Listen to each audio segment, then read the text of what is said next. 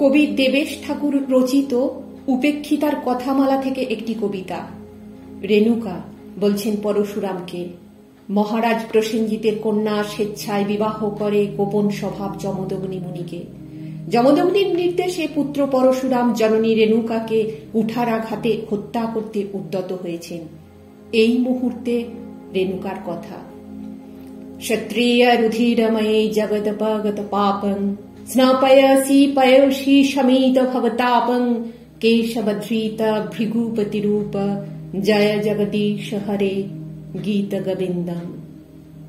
হে মহানুভব পুত্র, হে বিষ্ণু অবতার, হে ক্ষত্রিয় সংহারক পরশুরাম, যে কুঠার তুলেছ তুমি পিতার আদেশে মাতৃহত্যার জন্য, মুহূর্তের জন্য নিবৃত্ত করো।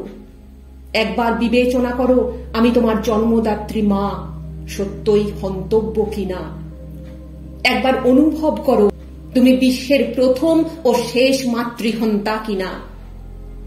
10 মাস যে মায়ের গর্ভে ছিলে, যে মায়ের আহার ছিল তোমার আহার, যে মায়ের নিঃশ্বাস ছিল তোমার নিঃশ্বাস, যে মায়ের রক্ত ছিল তোমার রক্ত, তিলে তিলে বিন্দু থেকে অবয়ব পেয়ে ভূমিষ্ঠ হলে, এত পিতৃভক্ত তুমি মুহূর্তে হত্যা করতে উদ্যত হলে স্বীয় জননীকে।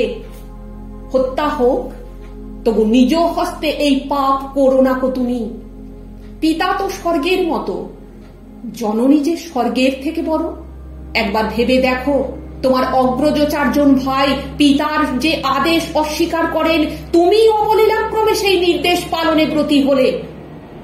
মনে রেখো আমি রাজকন্যা মহীপতি প্রসেনজিতের স্নেহধন্যা আত্মজা। অসংখ্য রাজপুত্রকে ছেড়ে বিবাহ করেছিলাম নিরাশ্রয় নির্ধন বনবাসী তোমার পিতাকে, যে মুনির পরমার্থ ক্রোধ আর ক্রোধ, যে ক্রোধ ব্রাহ্মণের শেষ সম্বল। মহাজ্ঞানী তোমার পিতৃদের জ্ঞান যোগে জানতে পারেন আমি নাকি স্নানরত অপ্সরগণকে দেখে উচাটন হয়েছিলাম। সবই তোমার পিতার আধ্যাত্মিক প্রধানমত্ব অনুমান সন্দেহ। যে দেহ ধারণ করেছে তারই ঔরসজাত 5 পুত্র। দেহ ঘিরেই সন্দেহ আর বিষের প্রতিক্রিয়া। মন দেহ স্বতন্ত্রতায় সন্দেহ থেকে নির্দেশ, হত্যা করো জননীকে। তিনি তো নিজেই হত্যা করতে পারতেন অবিশ্বাসী স্ত্রীকে।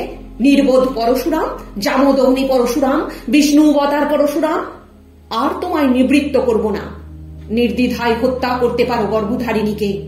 আমার মৃত্যুই হোক ভারতের প্রথম ও শেষ মাতৃহত্যা।